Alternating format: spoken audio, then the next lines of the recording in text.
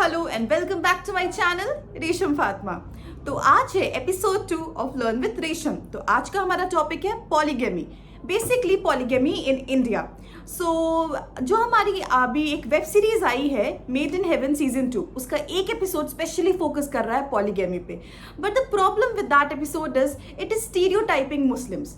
Polygamy का नाम आया तो मुस्लिम को शो करना है, मुस्लिम कपल शो करना है। इवन इन पीके आप देख लो, पीके मूवी में जब एक सीन है उसमें एक मुस्लिम मैन दिखाया जाता है, उनके साथ 4 औरतें दिखाई जाती हैं एंड नो सिस्टर्स या बेटियां कुछ भी नहीं है, उनकी वो बीवियां दिखाई जाती हैं, 4 बीवियां। तो स्टीरियोटाइप करने की जो आदत है ना, तो उस टॉपिक पे हम बात करेंगे। हम डिवेल्व करेंगे इसकी डिटेल्स में कि पॉलीगैमी क्या होती है, कुरान में इसके बारे में क्या बोला गया है, इंडियन लॉज में क्या बात करी गई है, डेटा क्या कहते हैं एंड एट द एंड मेरे पर्सनल व्यू पॉइंट्स क्या है। So let's go. So what is polygamy? So polygamy का सिंपल लैंग्वेज में बेसिकली यही मतलब होता है कि एक मेल या एक मर्द का एक से ज्यादा विमेन से शादी करना एट द सेम टाइम। ये कंफ्यूजन है बिकॉज पीपल थिंक कि जैसे एक मर्द है, उसने एक औरत से शादी करी एंड उसको डिवोर्स दे दिया and then he got into second marriage, तो वो पॉलीगैमी नहीं कहलाता है। Polygamy is when at the same time आपकी एक से ज्यादा बीवियां हैं and that is not also limited to 4, वो कितनी भी हो सकती हैं। तो एक से ज्यादा जब आपकी बीवियां होती हैं eight the same time, that is polygamy. And इसी का ऑपोजिट है पॉलीएंड्री, जिसका मतलब होता है एक विमेन के एक से ज्यादा at the same time husbands होना। तो that is polygamy and polyandry. So ये था एक बेसिक डिफरेंस और definition of polygamy. So now we will come to know about कि इस्लाम में या कुरान में पॉलीगैमी के बारे में क्या कहा गया है। इसका जो जिक्र है वो सूरह उन-नसा में है। तो उसमें कहा गया है एंड द मेन तो सबसे इंपॉर्टेंट चीज़ है ना कि पॉलीगैमी जो है इस्लाम में वो सिर्फ 2 कंडीशंस में परमिट करी गई हैं। एक जो कंडीशन है वो है marrying orphans and second condition है गिविंग देम इक्वल ट्रीटमेंट्स। और इन दोनों कंडीशन को भी हमें एक हिस्टोरिकल कंटेक्स्ट में समझना पड़ेगा।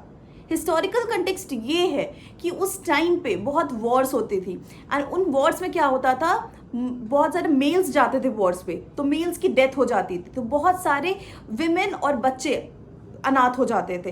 तो उस टाइम पे ये चीज़ थी कि अगर ऐसा करा जा रहा है, special circumstances, that was a special circumstance basically, तो उस टाइम पे उनको एक प्रोटेक्शन और शील्ड देने के लिए, बिकॉज उस टाइम पे विमेन बहुत ज़्यादा कोई वर्किंग और वैसे वाली चीज़ें तो थी नहीं, बहुत डिफरेंट सोसाइटी थी, तो हर सोसाइटी की एक चीज़ें अलग अलग होती हैं। तो उस टाइम पे ये कहा गया था। उसमें भी ये बात, ये जिक्र जो पॉलीगैमी का है वो कहीं पर मर्दों के राइट्स के वहाँ पर बात नहीं है। यहाँ पर ये सिर्फ ट्रीटमेंट ऑफ ऑर्फन्स और ऑर्फन्स की कंडीशन के बारे में बात हो रही है, उस कंटेक्स्ट में ये बात कही जाएगी। तो context is very very very important. But the problem was patriarchal society थी, उस जो मर्दों को सही लगा अपने हिसाब से अपने नॉर्म्स मोड़ लिए अपने हिसाब से। इतनी ज़्यादा कंडीशंस है पॉलीगैमी वो जो इस्लाम में अगर परमिट भी करी गई है, उसमें स्पेशल कंडीशंस हैं। स्पेशल कंडीशंस के अलावा you have to take the permission from the first wife, जो भी आप पहली वाइफ, आपको परमिशन लेनी पड़ेगी, इक्वल ट्रीटमेंट देना पड़ेगा। उस स्पेशल सर्कमस्टांस में भी अगर अलाउ करा जा रहा है तो उसकी कंडीशंस इतनी ज़्यादा थी। तो ये है इस्लाम में कहा गया, जो भी वो सूरह उन-नसा में कहा गया है, उसमें if you read it out, if you feared that you might not treat the orphans justly, then marry that seem good to you, 1, 2 or 4. If you fear that you will not be able to treat them justly, then marry only 1. So ये orphans के context में बात करी गई है and वहाँ पर उसमें भी जस्टिस की इंपॉर्टेंस इतनी ज़्यादा बताई गई है। This will make it more likely that you will avoid injustice. Injustice सबसे बड़ा क्राइम है इस्लाम में, इनजस्टिस करना। तो आप मतलब उसको कैसे मोल्ड करी जाती हैं, असल में लोगों की आदत है ना अपने हिसाब से, अपने बेनिफिट के हिसाब से चीज़ों को मोल्ड करना, तो that is a thing. But इस्लाम में अगर ये परमिट करा गया है तो दैट इज स्पेशल सर्कमस्टांसेस, उसके बहुत सारे कंडीशंस हैं एंड लोग कंडीशंस को आजकल ध्यान भी नहीं देते हैं, बस उनके हिसाब से 4 शादियां अलाउड है।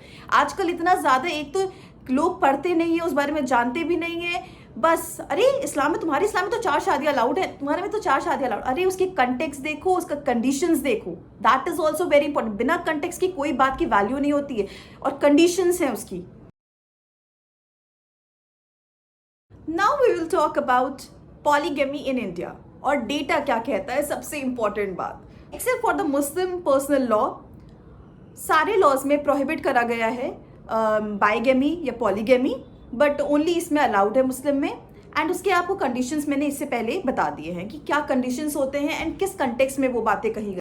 Now we will see the national family health survey 5 का डेटा। तो वो डेटा क्या कहता है?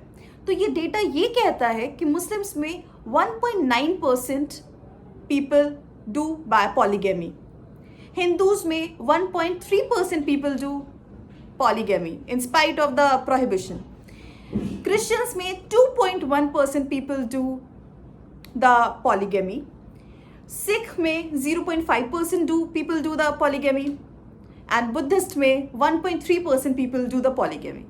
So this is what the data says, and the data also specifically says that Meghalaya is the state जहाँ पे सबसे ज़्यादा polygamy होती है, मतलब मल्टीपल मैरिजेस सबसे ज़्यादा मेघालय में होती है। एंड एक जो डिस्ट्रिक्ट है मेघालय की, उसमें तो 20% पॉलीगैमी मैरिजेस होती हैं, बिकॉज वो एक ट्राइबल सोसाइटी है, तो ट्राइबल्स में बहुत कॉमन है। सो बट द प्रॉब्लम यहाँ पर बस ये आ जाती है कि हर में हो रहा है, सब में हो रहा है, बट जब when it comes to show polygamy in movies, cinemas, Bollywood, it will show a Muslim couple. क्यों ये स्टीरियोटाइप क्यों करना? इतने सारे स्टीरियोटाइप्स ऑलरेडी डेवलप हो गए हैं जो कि हम हटाते हटाते थक गए हैं, बट फिर एक और स्टीरियोटाइप डाल देना और उन स्टीरियोटाइप्स को पुख्ता करना, बस शो कर करके बार बार। There is a case Lily Thomas versus Union of India, 2000 का केस है। उसमें आउटलॉ करा है the practice of conversion to Islam by Hindus as a ploy to get rid of the first one and take a second one. तो ये supreme court ने outlaw करा है इस चीज़ को, क्योंकि इतना ज़्यादा प्रेवलेंट था उस टाइम पे, उससे पहले, कि लोग दूसरी शादी करने के लिए मुस्लिम में कन्वर्ट होते थे फॉर देयर बेनिफिट, शादी करते थे, एंड उनको मुस्लिम नहीं होना था या कुछ ऐसा नहीं होना था, बट फॉर देयर बेनिफिट आपको शादी करनी। तो जिसको शादी करनी होगी ना पॉलीगैमी, वो किसी भी उसका हो सकता है, किसी भी कम्युनिटी का हो सकता है, and this was very prevalent. और ये तो एक तो बहुत फेमस हमारे बॉलीवुड एक्टर हैं Dharmendra sir and Hema Malini ma'am, तो वो तो बहुत फेमस बात है। दे कन्वर्टेड, उन्होंने इस्लाम में कन्वर्ट करा था एक दिन के लिए, एंड वो उनका नाम आयशा हुआ था, एंड उनका नाम भी कुछ ऐसे ही हुआ था, कोई खान करा था, and then they got married. Second marriage उन्होंने वैसे ही करी, एंड फिर उस मुस्लिम होने से कोई मतलब नहीं था, but it was just for that. तो ये लोग अपने हिसाब से जब उनको लोगों को चीज़ें मोल्ड करनी होती है ना, तो people do that. So that is the case. एक बहुत फेमस यूट्यूबर है अरमान मलिक, वो बहुत ओपनली ऑनलाइन मीडिया पे यूट्यूब ब्लॉग्स बनाते हैं, सब कुछ करते हैं, and he has 2 wives. He is not a Muslim, he has 2 wives and openly he declared that 2 wives हैं उनकी। अब वो कैसे है वो I don't know about that, but he openly has 2 wives. सो बस स्टीरियोटाइप मुस्लिम्स को करना, that is wrong, that is very wrong. Polygamy is an issue and it should be considered, और इसको करना चाहिए चीज़ें इसके वो, बट जिन लोगों को करनी होती है ना, उनका कम्युनिटी और ये सारी चीज़ें मैटर नहीं करती हैं, बिल्कुल भी नहीं करती हैं। Will come to my view point. So ये सारे डेटा बताए मैंने आपको और सारी चीज़ें बताई, तो इससे मेरा बस कहने का ये मकसद है, मैं पॉलीगैमी को डिनाई नहीं कर रही हूँ कि नहीं होती हमारी सोसाइटी में, बट ये एक बहुत कल्चरल चीज़ है, ना कि रिलीजियस चीज़ है। जिनके लॉज, जिनके रिलीजन में लॉ के हिसाब से प्रोहिबिट भी है, वो भी करते हैं। तो सिर्फ एक मुस्लिम को जस्ट बिकॉज उनके लॉ में अलाउड है, तो इस चीज़ को स्टीरियोटाइप करना, दैट इज़ प्रॉब्लमैटिक। तो मुझे स्टीरियोटाइपिंग से प्रॉब्लम है, बिकॉज ऑलरेडी इतने स्टीरियोटाइप्स हैं ना कि उनको हटाने में ज़िंदगी लग जाएगी, बट और स्टीरियोटाइप्स लाना नहीं चाहती हूँ मैं। तो एंड सेकेंडली, मैं एज अ मुस्लिम वुमेन मैंने शायद लाइफ की 25-26 साल में मैंने अपने आसपास क्या दूर दूर अपने ख़ानदान में कहीं पर भी मैंने पॉलीगैमी का नहीं सुना है, कहीं पर भी नहीं सुना है। बाइगैमी का नहीं सुना है मैंने कहीं पर भी कि एक मतलब कि कोई एक मेल है, उनकी 2 वाइफ्स हैं। हाँ, ऐसे सुना है कि एक उनके मेल हैं, उनकी डिवोर्स हो गई या उनकी बीवी की डेथ हो गई, फिर उनकी दूसरी शादी हो गई। That is different, that doesn't come under polygamy. But एक हैं, उनकी 2 वाइफ्स हैं और यहाँ मूवीज में तो 4-4 दिखाते हैं, तो that is very problematic.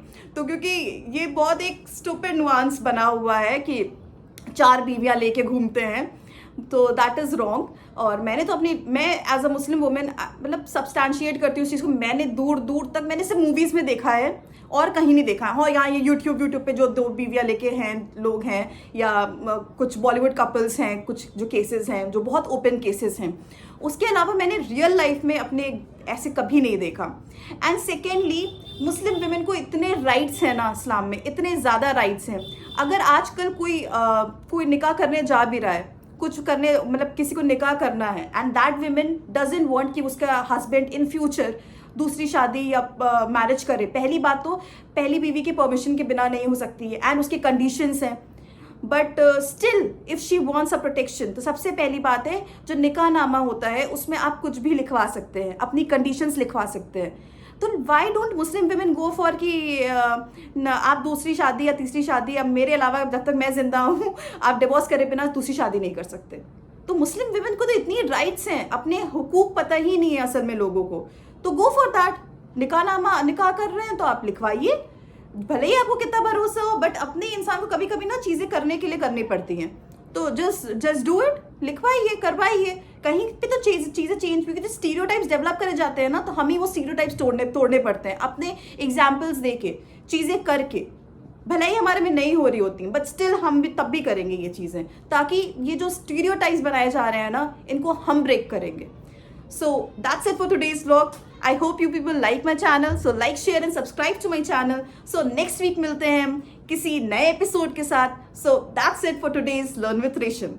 So like, share and subscribe. Thank you everyone. Bye bye. Take care.